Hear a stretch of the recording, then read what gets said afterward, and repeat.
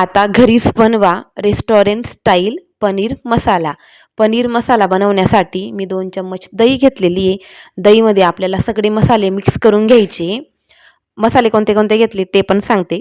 2 चम्मच पनीर मसाला, 1 चम्मच सब्जी मसाला आणि 1 चम्मच लाल मिर्च पावडर हे दहीमध्ये मिक्स करून घेतलेले आणि मी आता ते एका साईडला ठेवून देते. पनीर तर मी आधीच कट करून ठेवलेलं होतं. आता आपल्याला पनीर फ्राय करून घ्यायचं आहे. एक कढई घ्यायची, कढईमध्ये तेल टाकायचं आहे, थोडी हळद, थोडं मीठ टाकून आपल्याला पनीर गोल्डन कलर होईपर्यंत फ्राय करून घ्यायचं आहे. पनीर गोल्डन झाल्यानंतर त्याला एका साईडला काढून घ्यायचं आहे. नंतर त्याच कढईमध्ये आपल्याला थोडं तेल टाकायचं आहे.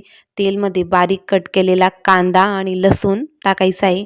त्याला गोल्डन होईपर्यंत फ्राय करायचं आहे. नंतर त्यात आपल्याला टाकायची टमाट्याची प्युरी.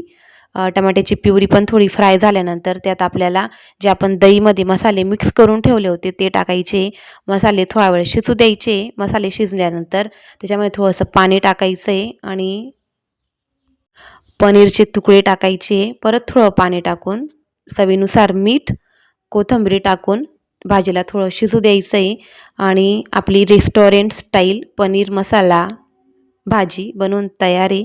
तुम्ही पण एकदा नक्की ट्राय करून बघा आणि अशाच नवनवीन रेसिपीसाठी माझ्या चॅनलला सबस्क्राईब करा, लाईक करा, कमेंट करा. तर चला मग बाय.